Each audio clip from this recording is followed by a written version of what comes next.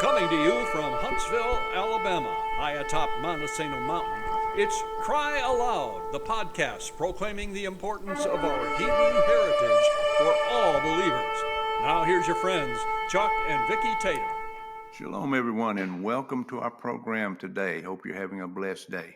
Shalom from me, and welcome into our home. Our program is to encourage all believers to embrace the Hebrew heritage of their faith. And today we're going to talk about something that is one of the most original parts of our Hebrew heritage, and I think you're going to find it very interesting. I believe so. Right here, I've got a prayer shawl, Vicki, and So have I. And you've got one right there. And a lot of people relate this to Jewish tradition, but it has its roots in our Hebrew heritage. It has its roots in the Old Testament. And that's what we're going to talk about today. But we're also going to bring it into a focus of what the New Testament has to say about this. I'm going to start off by reading in the book of Numbers in chapter 15 and verse 37. And here's Adonai talking to Moses, and he says to Moshe, "Speak to the people of Israel, instructing them to make, through all their generations, tzitzits on the corners of their garments, and to put on the tzitzits on each corner a blue thread. It is to be a tzitzit for you to look at and thereby remember all of Adonai's mitzvot, his commandments, and to obey them, so that you won't go around wherever your own heart and eyes lead you to prostitute yourselves. But it will help you remember and obey all my commandments and be holy for your God. I am Yeshua, your God, who brought you out of the land of Egypt in order to be your God. I am Yeshua, your God." And again, you find that in Numbers 15, chapter 15, starting with verse 37. So this is what the commandment is all about. It's about what's called a tzitzit. And according to Scripture, it's more important than the actual shawl. Right. Yes. The shawl is something that has evolved through the centuries. The commandment is about this, the tzitzit, and the blue thread. In Scripture, the blue thread represents nobility. God is saying to the people through Moses, tell the people, when you do this and you look to this, it reminds you of me and it reminds you of my commandments, and you're to keep my commandments through all your generations. And that's what we talk about just about on every program, Vicki, is keeping God's commandments, the ones that apply to us on an individual basis, to learn about them and to do our best to obey them. So when you see someone out in the mall or in a restaurant and you see these little tzitzits hanging down, perhaps attached to their loop in their pants or something. So in case you're interested, that's what it's all about. Now, through the centuries, and God said to attach them to the hem of your garment.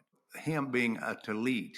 Through the ages, it's become a different custom based on Jewish traditions, and there's many Jewish sects, and so therefore you're going to have variations of it.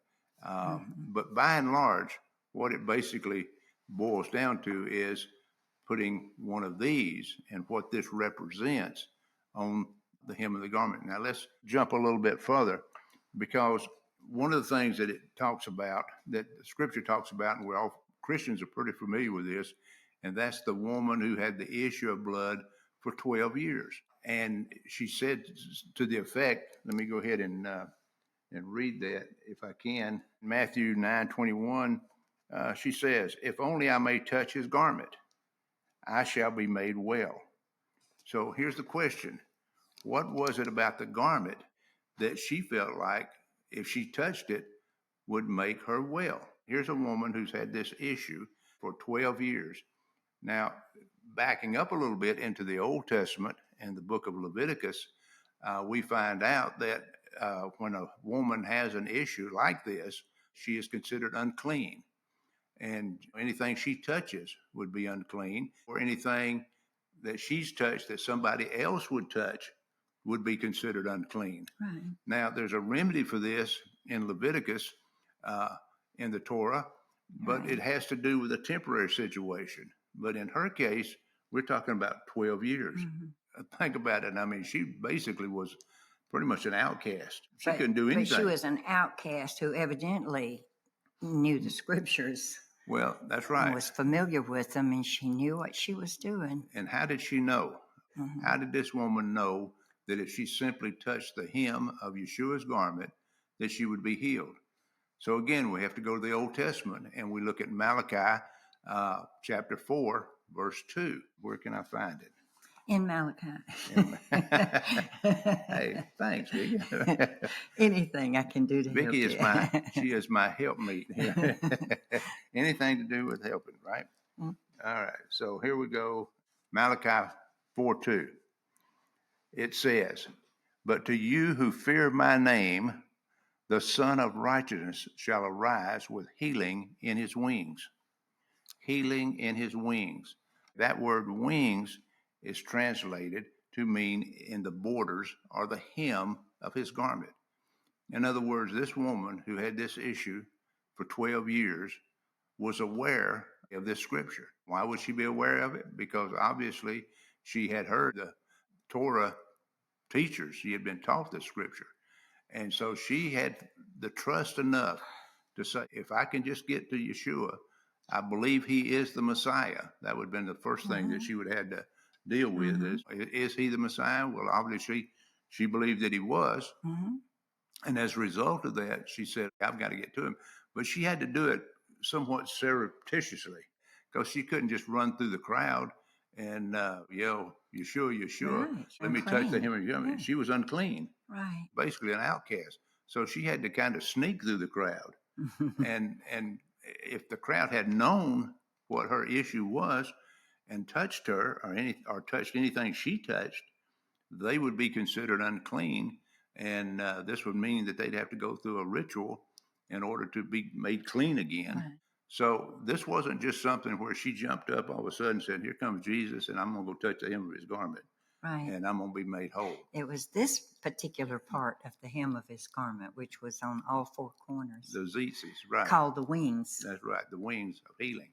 So this woman, in fact, did get to Jesus, and it was her faith that made her whole. Yeshua said, your faith, your trust She took it literally. has made you well. And so, again, knowing our Hebrew heritage, knowing the Old Testament, knowing about the prophets, what the prophets said, the 5 books of Moses, all of these things are so important as we seek to embrace our Hebrew heritage. I mean, it's just, it's incredible. But what does all that mean? Well, it means that we're to trust God. It has to do with our relationship to God. That's what embracing our Hebrew heritage is all about. How does it relate to our relationship with Yehovah?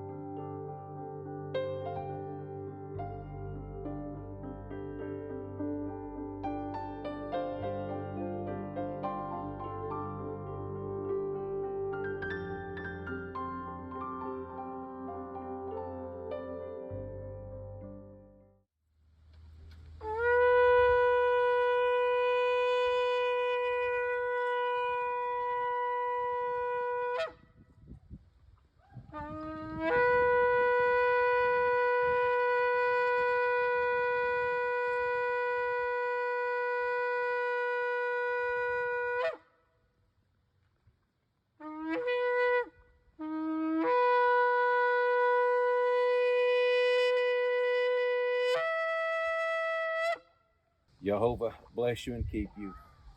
Jehovah make his face shine upon you and be gracious to you. Jehovah turn to you, lift up his countenance upon you and give you shalom. Shalom, shalom.